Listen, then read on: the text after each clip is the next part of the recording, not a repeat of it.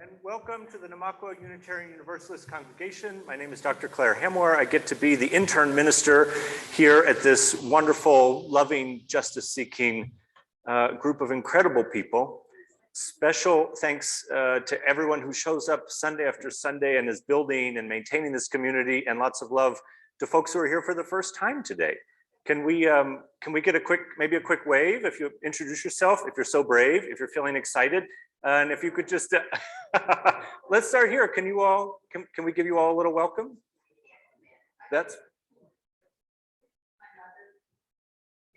Mary and wow.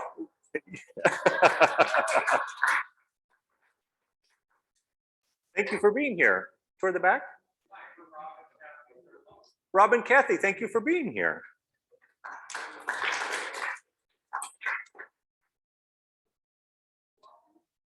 Great.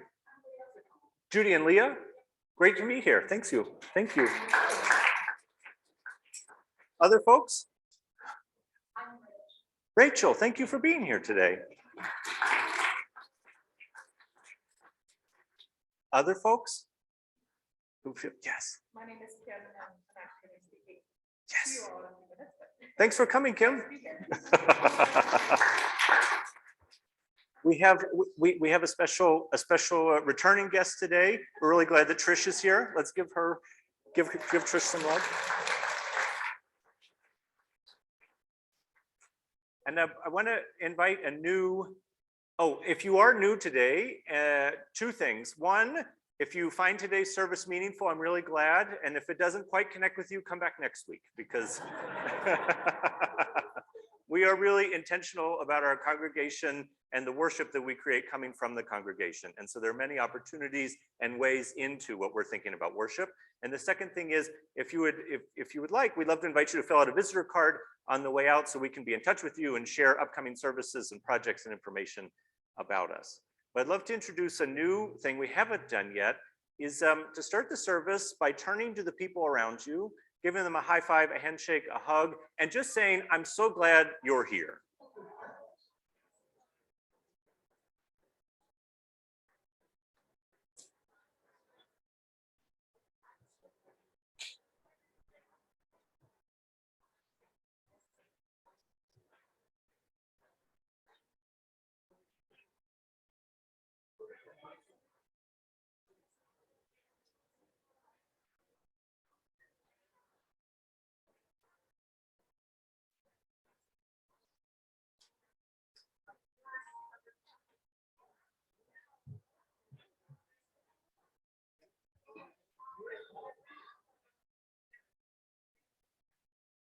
And so no matter who you are, no matter where you're from, no matter who you love, no matter whether you come with joy in your heart or sorrow or a mixture of rage and happiness, we really are glad that we're here today in this beloved community.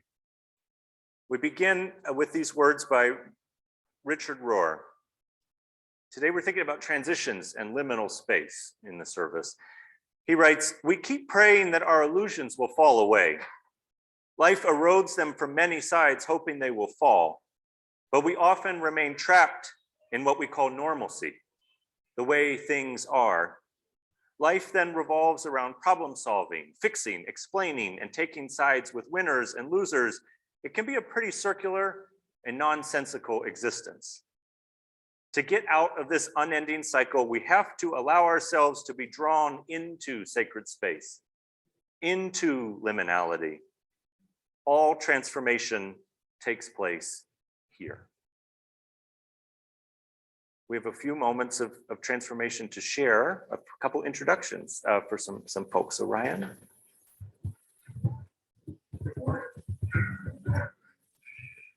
We'll try that. Oh, good morning.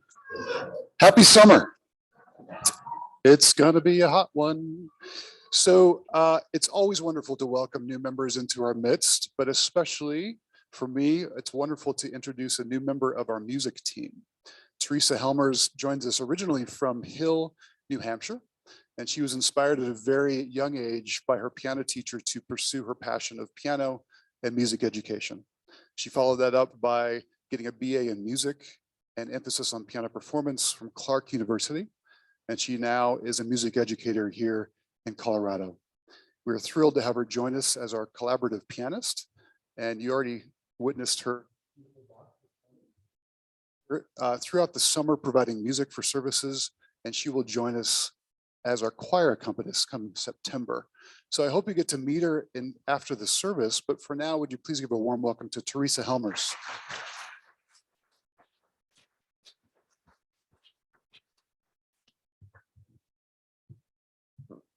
And then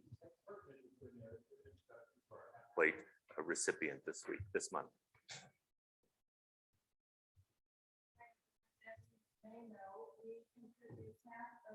Collection plate to a nonprofit agency that serves the Loveland area. And many of you voted on the agencies we're going to be providing funds to this year. So our first quarter, come on up, Kim, is the Thompson Education Foundation. And Kim Akeley-Sharon will tell you all about it and why you should empty your wallets. I don't think I need to say much after that introduction. I mean, she just told you what to do.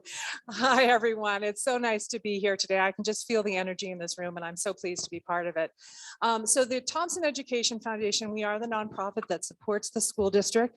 We are side-by-side organization. Our mission are exceptional educational experiences for students and staff in Thompson School District. You know, we do all the things you would expect. There's, you know, educator appreciation, teacher grants, lots and lots of scholarships. We've increased scholarships, I don't know, 8-fold in the last 10 years, working with community members to make that happen. And we do music and art support, field trip support, and things like that. But I wanted to talk with you a little bit about some of the projects we do that are near and dear to my heart, because they help those in our community that need it the most. So we have our Help Kids Succeed program there. That's me working on that. And actually that's next week, starting on Monday, the 25th. We need volunteers if anybody wants to help do exactly that, pack up backpacks.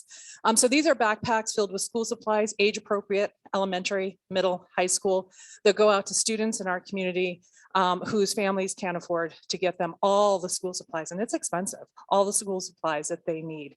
And I say this program is near and dear to my heart, although it's been in existence long before I came, because I've seen the impact. I've seen the kids who get a backpack and they're wide-eyed and absolutely thrilled because they have this huge gift of all these supplies inside, and they know that they're going to have the same thing that their friends have. I've seen the relief in the parents' eyes when they know that their kids are going to get a backpack and they don't have to figure out how to make that happen for them. And they know that they can then focus on shoes for school or food for the table. And so the Help Kids Succeed program will be doing 1,700 backpacks this year all across those ages.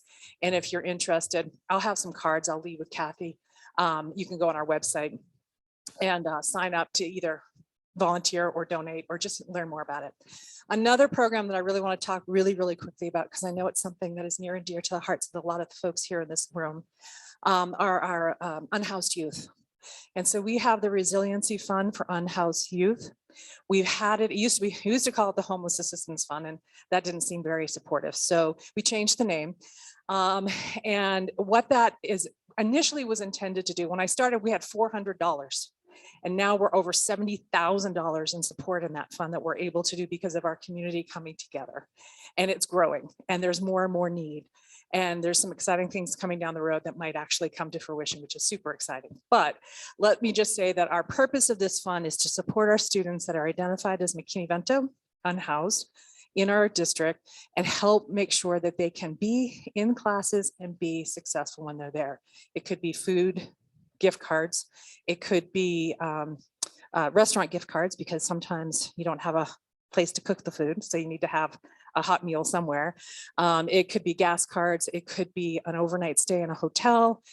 We've purchased oil. We have for families furnaces so that they have some heat. We, in particular, our unaccompanied youth, those that are over, out kind of on their own, even though they're still in school, they don't have a parent or guardian. Those kids need the most support of anyone in our community. And so we will help with car repairs. We will help with rental assistance if they were out sick for 2 weeks. from work, and now they have to choose between work and getting their high school degree and finishing school. We want them in school. And so there's a variety with scholarships. There's so many things we do with that fund. And so we're really trying to find areas within our district, there just isn't enough support, and closing the gap, removing barriers, doing what we can there. So there's a whole lot of things that we do. Our website, what we do, there we go. Our website has a lot of information. I'll leave some cards here. And I'm just so appreciative of the opportunity to work with your congregation, and I'm happy to answer any questions as we go through the next few months. Thank you.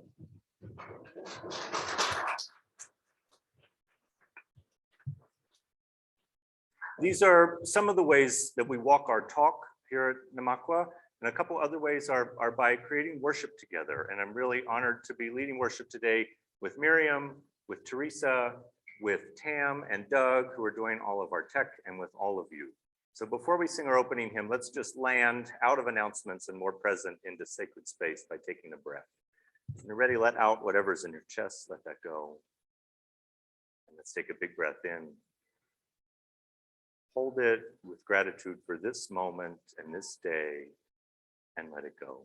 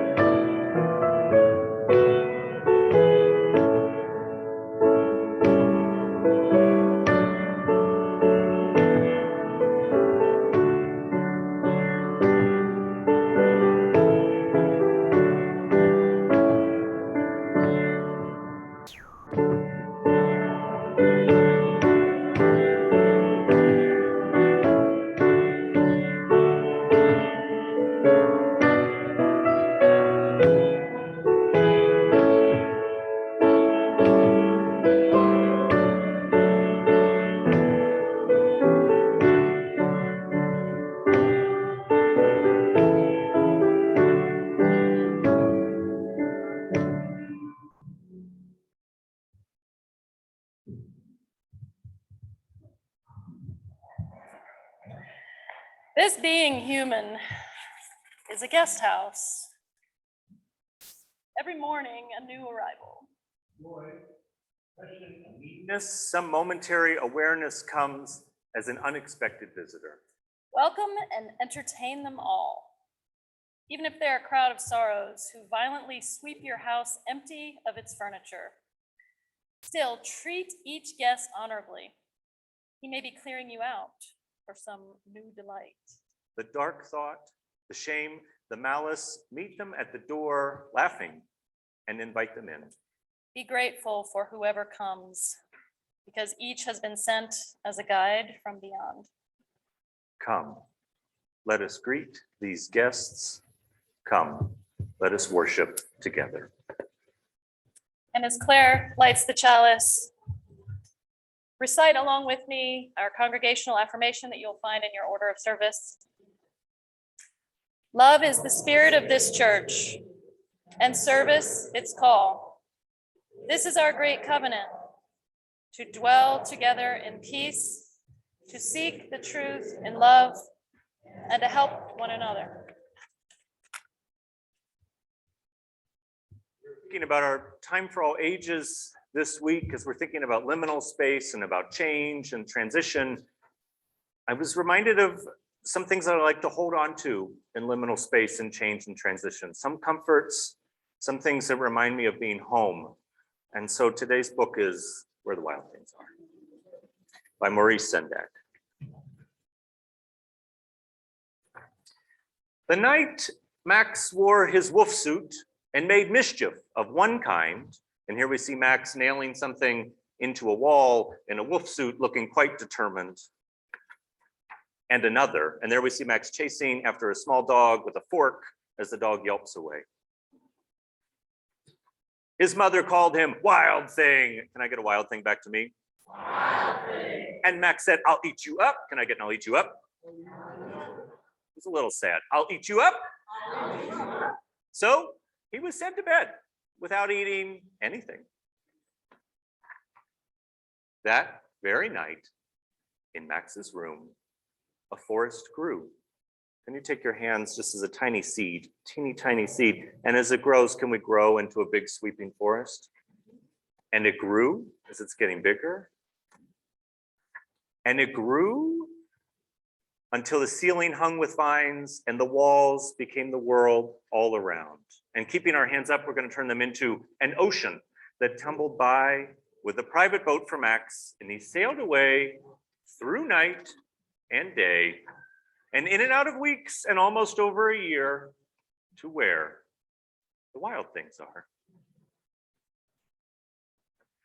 And when he came to the place where the wild things are, they roared their terrible roars. And they gnashed their terrible teeth. And they rolled their terrible eyes. And they showed their terrible claws. Till Max said, "Be still," and tamed them with the best magic trick of staring into all their yellow eyes without blinking once. And they were frightened and called him the most wild thing of all. And they made him king of the wild things. And now, cried Max, let the wild rumpus start. And here we see the wild things dancing and howling at the moon with Max. And we see them swinging on trees with Max. And we see them dancing in a parade with Max leading the parade on top. Now stop, said Max, and he sent the wild things off to bed without their supper. And Max, the king of all the wild things, was lonely and wanted to be somewhere where someone loved him best of all. Then, all around, far away, across the world, he smelled good things to eat. We take a big breath in, smelling something really delicious. So he gave up being king of where the wild things are. But the wild things cried, "Oh, please don't go, we'll eat you up, we love you so." And Max said, "No." The wild things roared their terrible roars, and they gnashed their terrible teeth, and they rolled their terrible eyes, and they showed their terrible claws. But Max stepped into his private boat and waved goodbye. Can we just get a goodbye?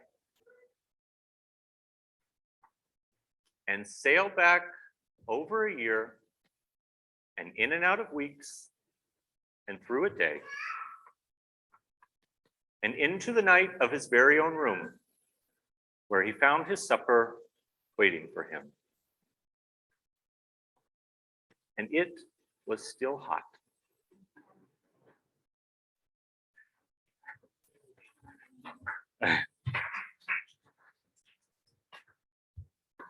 One of the things I love about that book is that last moment without an illustration, but just to know that someone has something hot waiting for you at the end of a journey. Someone is caring for us on this moment in the journey. And this is a time when we hold in every service an opportunity to share joys and sorrows, an opportunity for us to show each other that we're keeping something warm, we're keeping something sacred for them.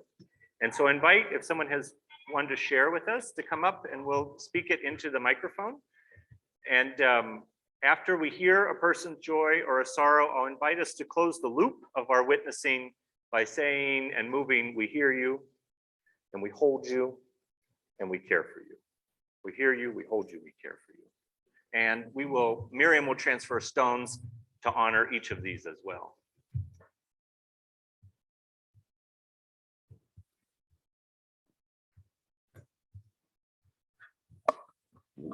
I'm Von Zdenek, and Mickey McGuire. we recently drove to Iowa, where Bettendorf, Iowa. Mickey, We didn't rehearse this. My daughter lives in Bettendorf, Iowa with her daughter and her fiance, who's getting married in August, and his 2 kids. and I drove on down to Central Illinois where we had a memorial / reunion.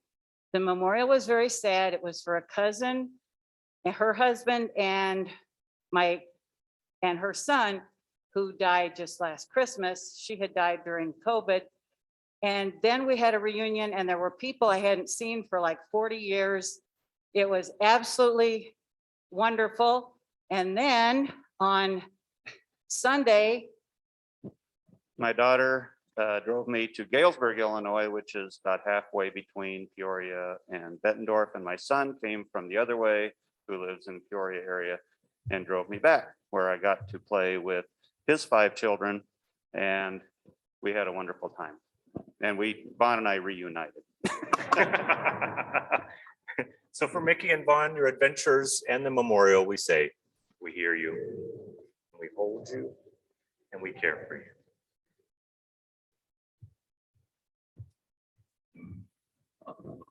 Hi, my name is Miriam Neal. Last Monday, my friend died. We have been friends since September of 1959. It was a 23, no, is that right? How long is that? It's a lot. 63 years, 63 years. She was my friend. And of course, that's sad, but I'm leaving next week to go back to Indiana to witness her daughter's marriage. So it's a sorrow and a joy. And it's what? The circle of life, right? Hallelujah. So say for Mim, we hear you, and we hold you, and we care for you.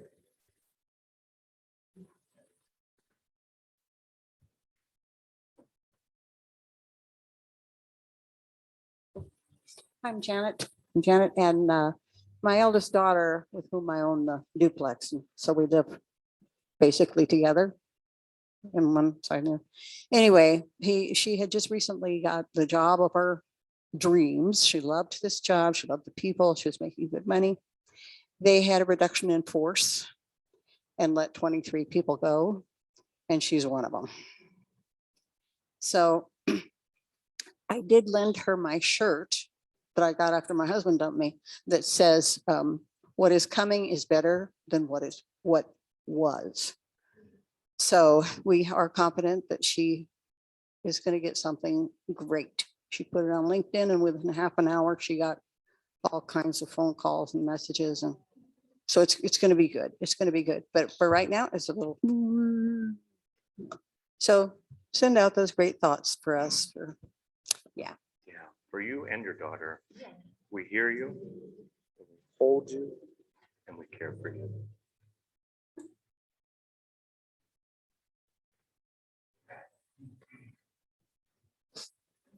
Hello, my name is John Lewis, Marshall Lewis. We're charter members of the congregation here, and we about 4 years ago moved to Pueblo, Colorado, thinking it would be an interesting move. Well, it has been, okay. But we really miss Loveland. It's a great place. Marcia's going to be going back to New York State to visit her 99-year-old mother, living by herself in a house. Amazing. And she has a Girl Scout reunion. She has a high school reunion. I'm going to watch the dog. So anyway, we still love Loveland. And I asked her a couple days ago, I said, what if I die? What are you going to do? Oh, she says, I'm moving back to Loveland. She'll forgive me real quick, so don't worry. Anyway, thank you. It's a joy to be here. In celebration of you being alive today and this 99th birthday, let's say we hear you and we hold you and we care for you.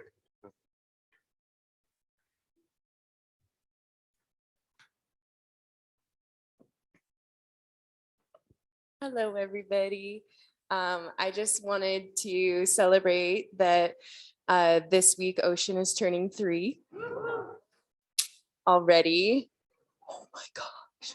Whoa. Okay. I didn't know that hug has to happen in a second. And so any of you who are interested and available today, we're going to be at the Loveland Fairgrounds at 2, which is the little cake and ice cream celebrating him and playing. So wanted to offer that as well. And then we are going to be also going to Indiana next week, but we're going to be gone for a month, and just wanted you to know that if we're not here, it's not because we don't love you, it's because we're in Indiana.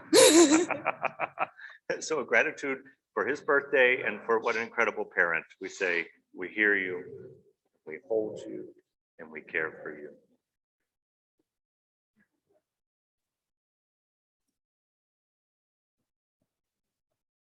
This will be a joy. When I'm done, you can do a hip hip hooray. My nephew and great nephews live in Nebraska. And this last weekend, they had the Cornhusker games where young kids can compete. And my 11-year-old great nephew got a silver medal in chess. And my 15-year-old great nephew got a gold medal in fencing. Those are both Ivy League sports. So hip hip hooray. We say hip hip.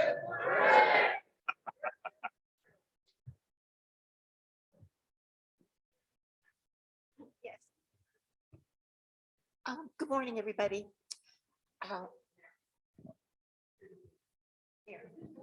There's no place like home, and this is it. I'm leaking. My tradition among you. I'm here for a long time, well, till August 20th. My mom turns 95. She's struggling with mostly cognitive stuff. She's been in memory care, but she's mad. And she's packed every day to leave. So it's not the right place.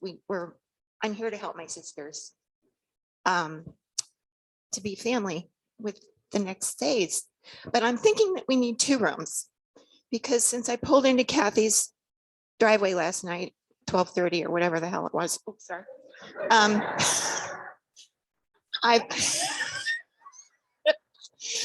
already. Oh, this is why I love you. I've already lost my rental car key. So I think I'll just move in with.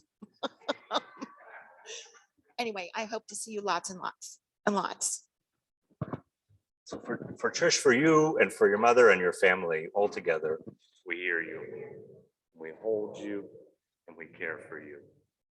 You know.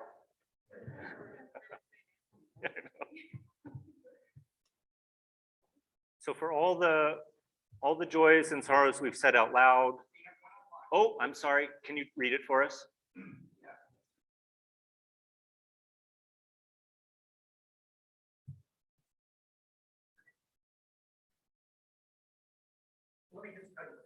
Great.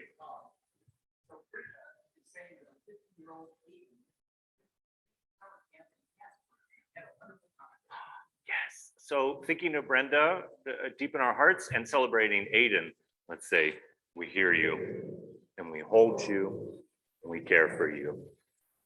Thanks, Doug. For all those we've said out loud, all those deep in our hearts, and all that we don't yet know, let's one more time repeat.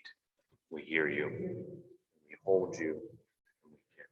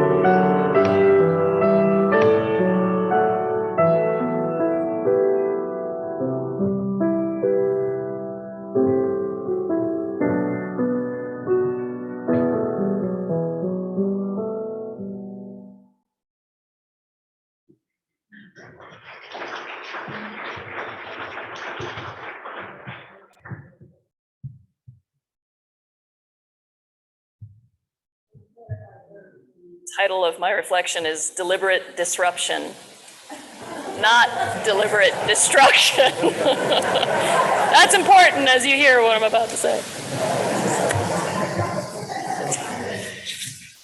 My girls are leaving home soon. I told my husband I was going to make him cry, but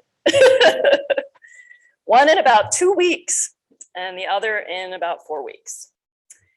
Things are changing at my house, in my family, kind of like this house, this family. For those of you who are new here, our minister of 11 years has just retired and returned to her home in California. We are without our former leader. Massive change in a church family. At my house, the leaders are still around, just no one else. Of course, our girls will be back home. They'll be coming back around to do their laundry, to eat vegetables when they get tired of all the junk food, but the relationships will be different, forever changed. They already are. It's been one hell of a week at my house. As we walk, trip and fall, run and fly through these turbulent times. And I'd like to invite you along, invite you in for a few minutes into the chaos, the uncertainty, the unknown that we are experiencing. We have plenty to share. And as I do, I invite you to think about the ways that you may be in turbulent times, or the ways that you may be stuck avoiding turbulent times. The ways you may be struggling with change in your life or avoiding it, or to think about the change you want in your life or the change that you don't want. Without going into detail, what I would call a chronic emotional situation turned into an acute one this week. And it was done very much on purpose. I did something I knew would create the crisis. A few of you will be coming up shortly to read the words of some thinkers on change and transition. I'll call your attention to Richard Rohr's thoughts on how the bubble of the usual order at times must be broken, sometimes with holy uselessness, which I think of as play or lightheartedness. A well-timed joke can change many things, but sometimes with deliberate disruption, which is where I found myself this week, deliberately disrupting the status quo at my house. Sometimes chronic needs acute to change. Otherwise, it's, well, chronic. Stuff needs to come to a head sometimes. So I told someone's secret. It's a pretty ugly one, but not as ugly as the impact of keeping it.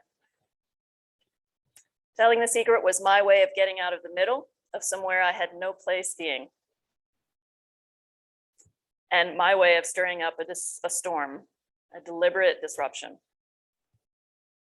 Even though I was clear mentally, emotionally, and even spiritually about the importance of telling the secret, it got good and uncomfortable for me. I was accused of several things at first. How I didn't have the right, how it wasn't my information to share, but I stayed the course. I didn't get defensive.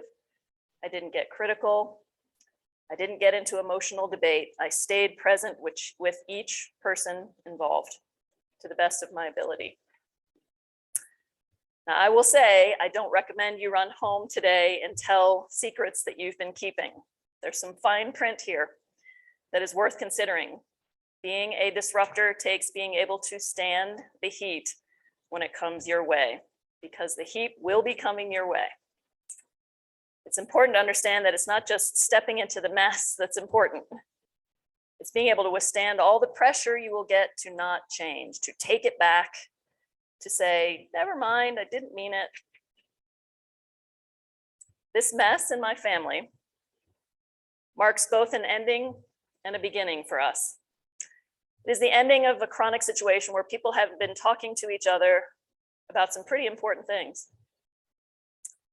It is the beginning of new conversations, conversations about love and how one feels loved, the value of each person, the harm of withdrawal and isolation.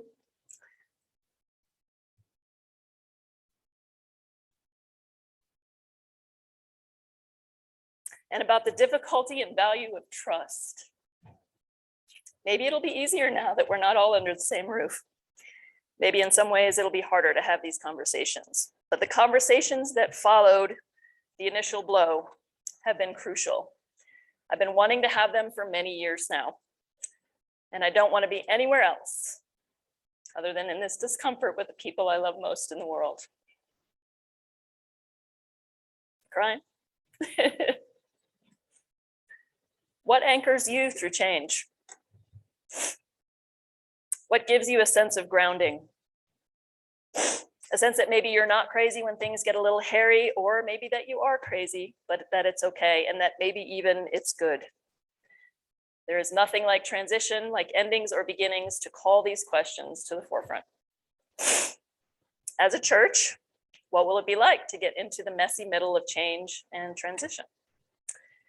As we look for an interim minister and our next settled one, we will need a few of us to be okay with the discomfort. I'm glad there are tissues.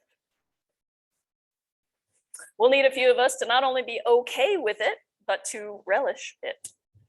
To see that stepping into the anxiety and fear is not just a necessary inconvenience, but an essentiality. An essentiality toward growth and change and progress, but most importantly, to connecting with each other more deeply, more meaningfully, and on what matters. Maybe so. Take just a moment just to honor Miriam, to honor brave vulnerability by just sharing a breath together with her. We're ready, let out. One big breath in together. Holding on to it, gratitude for this moment. Ready.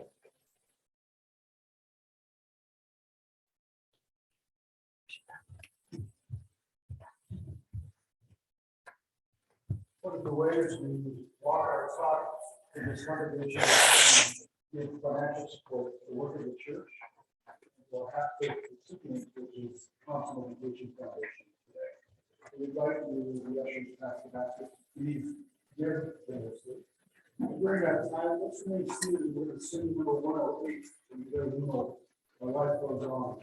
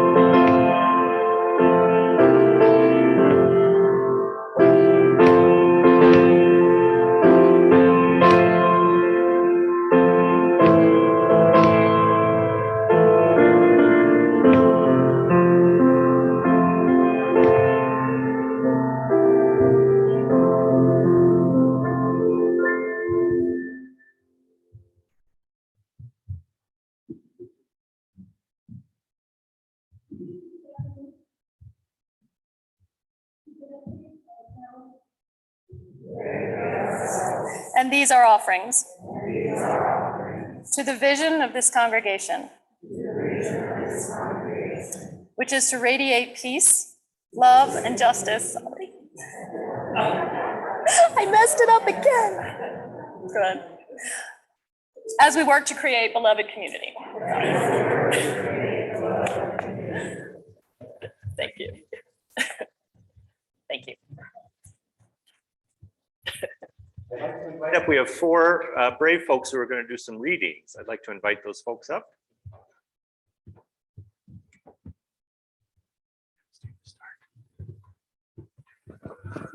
Transition is the natural process of disorientation and reorientation that marks the turning points in the path of growth. Transitions are key times in the natural process of self-renewal. The bubble of usual order has to be broken by a bit of whimsy, holy uselessness, deliberate disruption, or displacement, learning to walk in the opposite direction.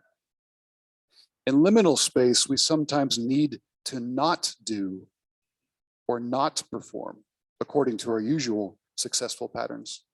We actually need to fail, fast, and deliberately falter to understand the other dimension of life. In liminal space, we descend and intentionally do not immediately come back out or up. We seek status reversal instead of status, social displacement instead of social belonging. Richard Rohr. Transition always starts with an ending. To become something else, you have to stop being what you are now. To start doing things in a new way, you have to end the way you are doing them now. And to develop a new attitude or outlook, you have to let go of the old. William Bridges. Liminal space is always holy ground, but it takes a while to get those shoes off of Moses, Exodus 3:5, and for Jacob to realize that he had always been there, but didn't know it, Genesis 28:16. 40 days is probably a minimum period to spend in liminal space, which is why it becomes the symbolic number for Israel. Noah in the flood, Moses on the mountain, Jesus in the desert. One of the most effective ways to avoid liminal space is to be quick, efficient, successful, and goal-oriented. Or to be super religious on the right or super correct on the left. In either place, you will only reconfirm all your crutches, addictions, and false securities. Richard Rohr. In other words, change is situational. Transition, on the other hand, is psychological. It is not those events, but rather the inner reorientation and self-redefinition that you have to go through in order to incorporate any of those changes into your life. Without a transition, a change is just a rearrangement of the furniture. Unless transition happens, the change won't work because it doesn't take. William Bridges.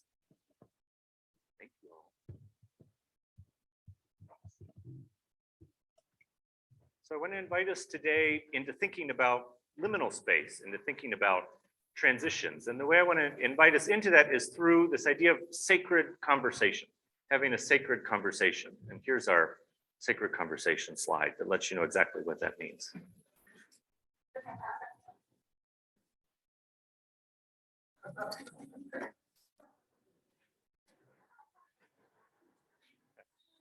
So as we think about having sacred conversations, what I want to invite you to think about is this is a conversation that's different from maybe a book club or from somebody you run into in the grocery store, but there's an opportunity before the conversation that we're going to have to take a minute to just think about the question before we go into conversation with a small group around us.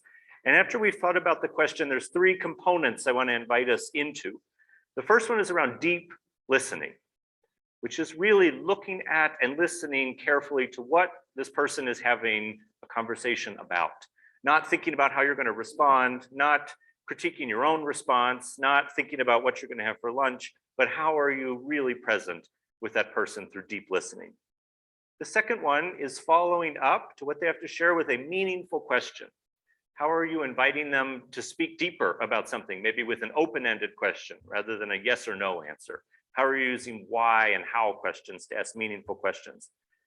And the last one I'm going to invite us to think about is a response that may resonate for you. What's something that connects to your own life in what this person had to share that you may be able to share or resonate with, some sort of connection about? So I'm going to invite us in a moment to turn in maybe groups of 3 or 4 or 5, and hopefully people who you didn't walk into church with this morning to have a conversation around this question.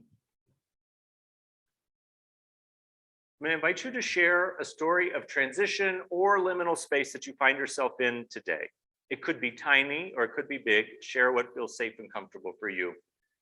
As Richard Rohr writes, begin with an ending and then talk about the change that you are creating through this liminal or transition space. And then the question there is, how is this changing your inner reorientation and self-definition? So I'm going to give us just a minute to sit and think. I'll ring the chime, and then I'll invite you to have a conversation with a small group around you for about 7 minutes, and then we'll come back together with the chime again. But let's take a moment to just breathe and think into this question together.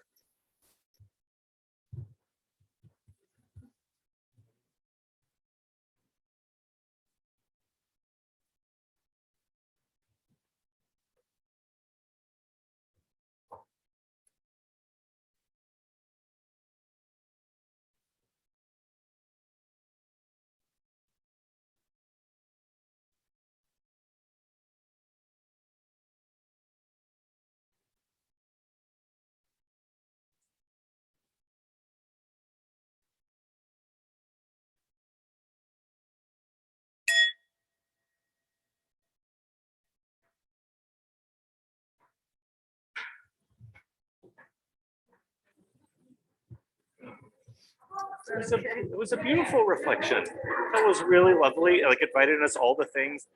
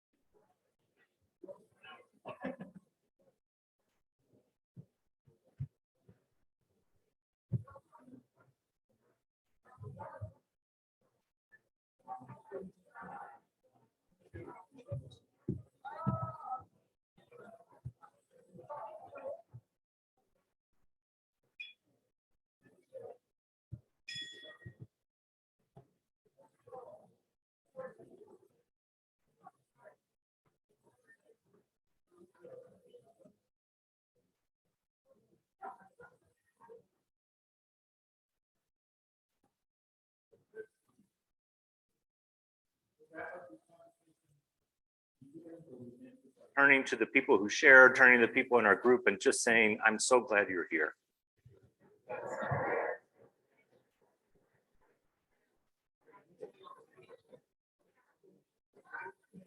And I invite you to continue these conversations at coffee hour, after the service, outside, or to maybe pick up this prompt with someone else, someone you don't know yet, someone we want to get to know more.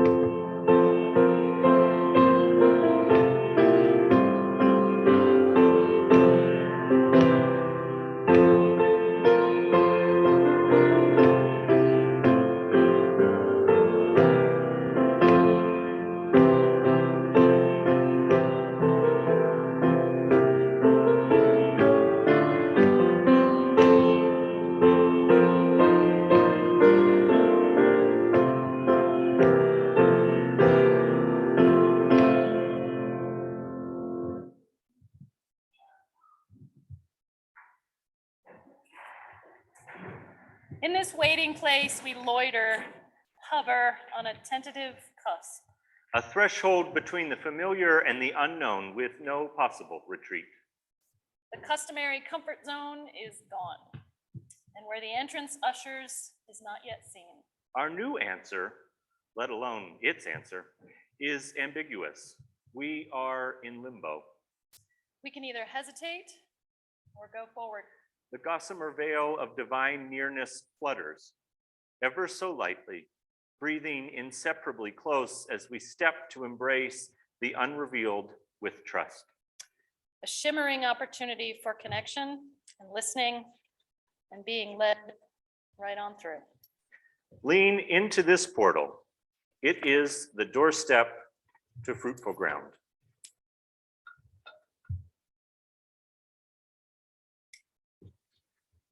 As our benediction and our last moment, I invite us to throw our hands in the air one last time with an ecstatic wow. And we can do it as many times as you want. Ready, set, go. Wow! Thank you all. Please join us for coffee hour. There are announcements and newsletters in the back, and we're grateful for our visitors. Please reach out, and we'd love to connect with you more. Have a beautiful week. Next week is service in the park. Information is in the newsletter. You can find information in the newsletter and the email blast.